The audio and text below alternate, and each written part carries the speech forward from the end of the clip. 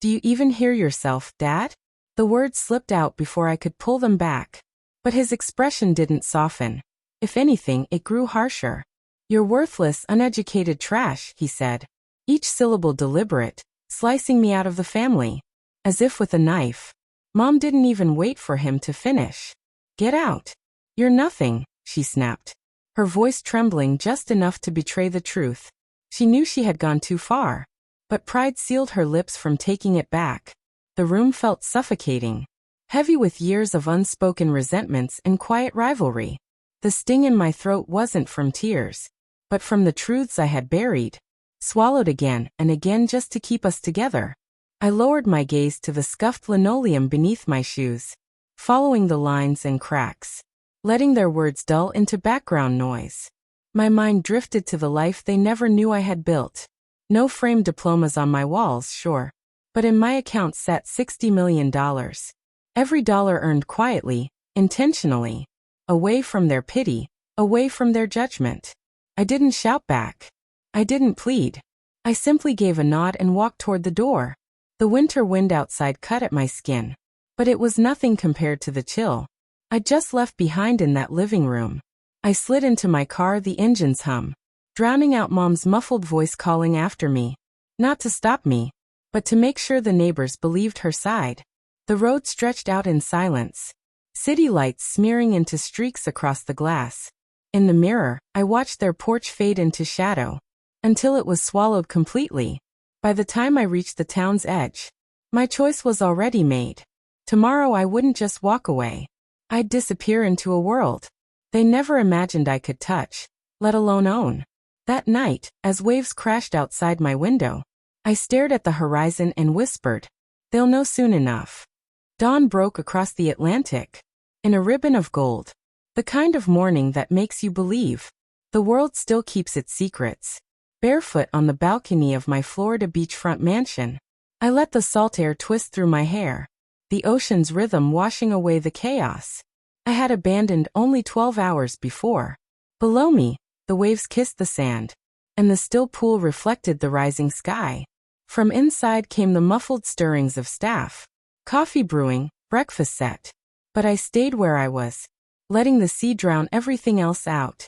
This was my sanctuary, my reward for the nights spent studying markets. While they mocked me, for every time they swore I'd never make it, I turned my phone in my hand, the screen lighting with dozens of missed calls, dozens of unread messages. None from my parents, of course.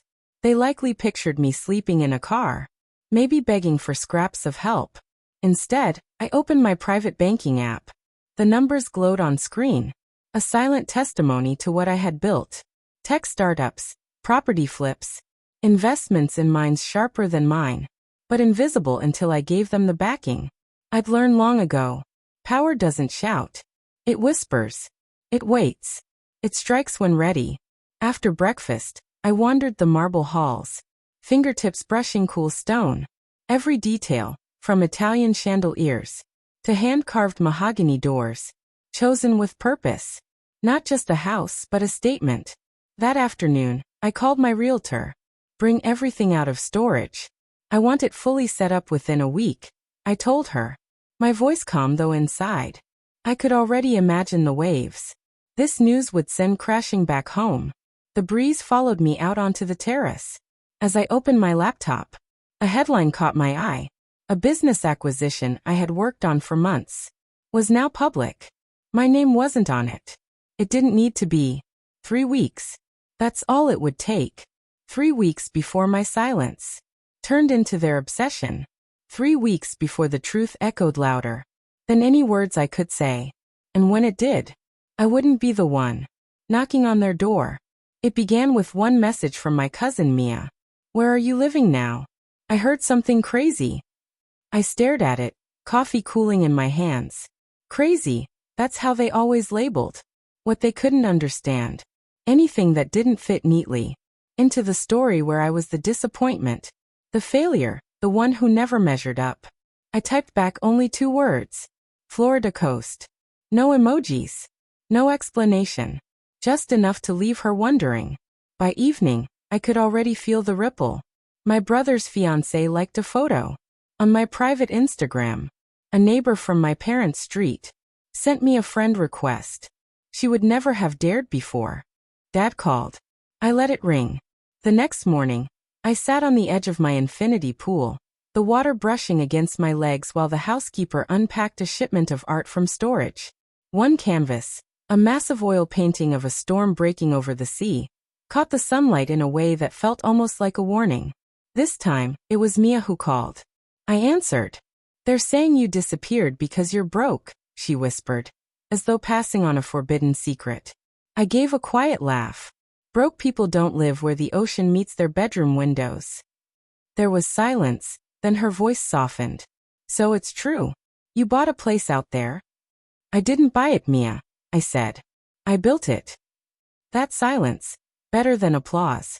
Later that night, I slid open the glass doors of my master suite and let the sound of waves drift inside. Somewhere out on the water, the faint hum of a boat carried across the dark. I thought of my parents, probably crowded into their tiny living room, thick with self-righteousness, and I smiled. They wanted me gone. Fine, I was gone. But the absence they demanded had become the loudest thing in their lives. Because the truth about cutting someone off? You never realize what they held back until you feel the emptiness for yourself. It wasn't my parents who showed up first. It was my brother.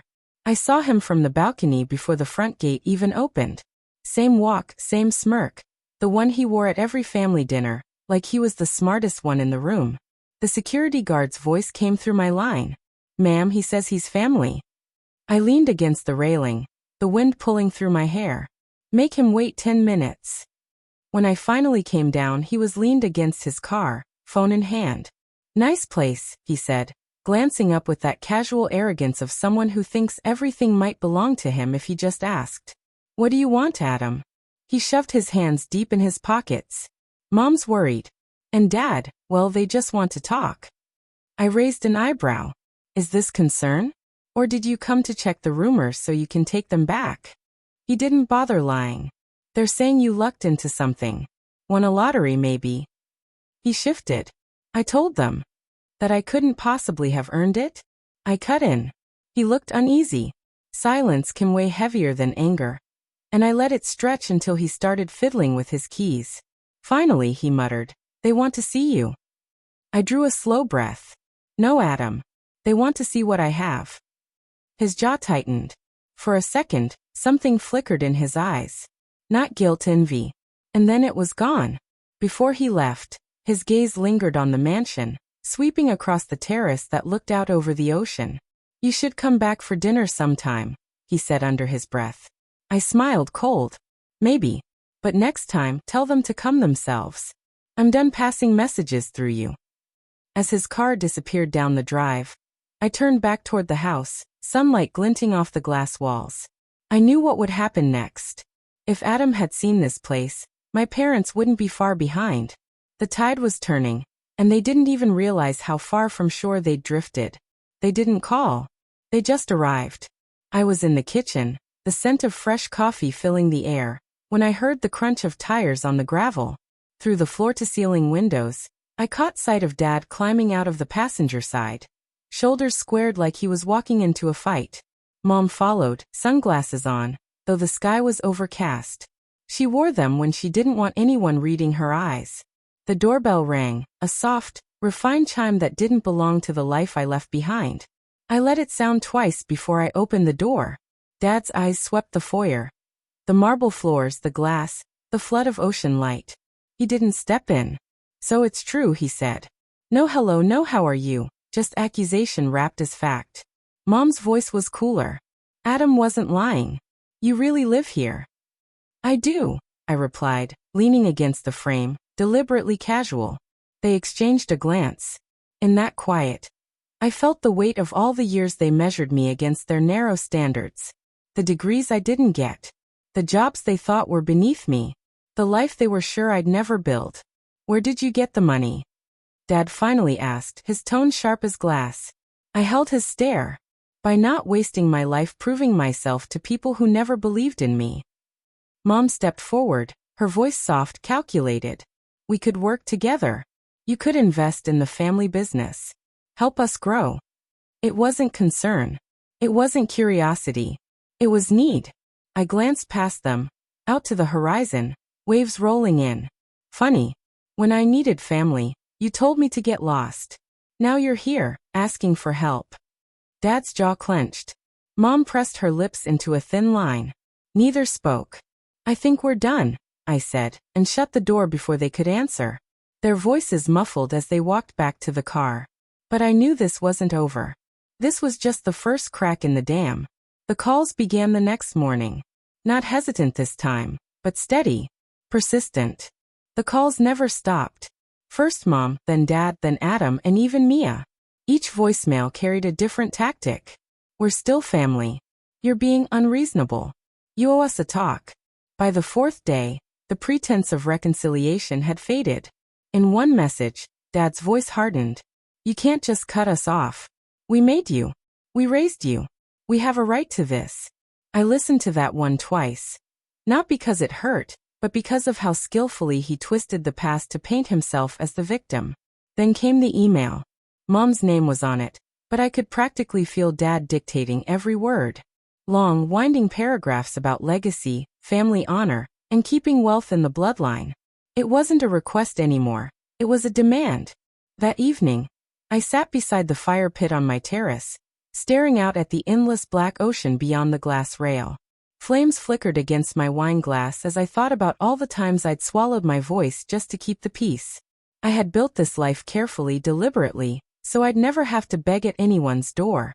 And now they were the ones pounding on mine, figuratively at least. The thing about tides, they always returned stronger each time. This wave was rising. 3 weeks ago, they considered me worthless. Now they circled like vultures. I shut my laptop, the glow of a finalized legal draft still on the screen. It wasn't addressed to them. Not yet. But when the moment came, it would end everything. Because they hadn't just misjudged me. They'd forgotten something vital. The girl they dismissed as nothing had learned how to make herself untouchable. They didn't wait for permission this time. They slipped in behind a delivery truck through the gates, bold and entitled, certain I wouldn't turn them away in front of witnesses. I was on the patio when I heard the front door slam open. My security didn't stop them. I'd instructed them not to interfere, only to watch. Dad's voice cut through first. We're not leaving until you listen. I stayed seated, letting silence do the work. Behind me, the ocean roared. I didn't turn when they finally stepped into view. Mom had taken off her sunglasses, her eyes darting around the terrace. The infinity pool, the teak furniture, the glass railing framing the horizon like a painting. Each detail seemed to harden her expression. Do you think this is right? She demanded. Shutting us out when you threw me out, I interrupted, my tone calm but sharp enough to slice her mid-sentence. Dad's jaw tightened. We were trying to push you to do better. By calling me trash? I tilted my head. By telling me I was a nobody? They didn't respond. Only the waves did. I rose from my chair, the breeze catching my hair as I stepped closer. You didn't believe in me when I had nothing. You mocked me when I tried. And now that I have everything, suddenly it's ours. Mom glanced at Dad, but he stayed stiff. This isn't about money, he finally said. It's about family. No, I answered softly. Family doesn't require proof you're worth loving. Family doesn't vanish when you fail, only to show up when you succeed. The silence stretched, brittle and breaking. Dad's voice cracked just slightly. So this is it. I looked past them toward the guard waiting near the door. Please show my guests out. As they turned, Mom's voice floated back, cold and brittle. You'll regret this. I almost smiled. Because in 24 hours, it wouldn't be me with regrets. The next morning, the sea was calm, flat as glass, as though the water itself was holding its breath. I sat in my study, sunlight spilling across the mahogany desk. A single envelope rested beside my coffee, addressed to my parents in my handwriting. No stamps, no courier. My assistant had slipped it into their mailbox at dawn. Inside was the printed legal notice I'd been preparing for weeks.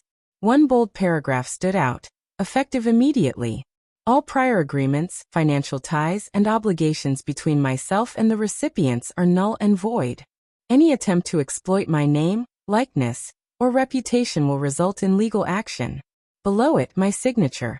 The same one tied to companies they'd never heard of, properties they'd never seen, investments they couldn't even imagine. I knew the moment they opened it. At 10:43 a.m., my phone lit up. 3 missed calls from Mom, 2 from Dad, 1 from Adam.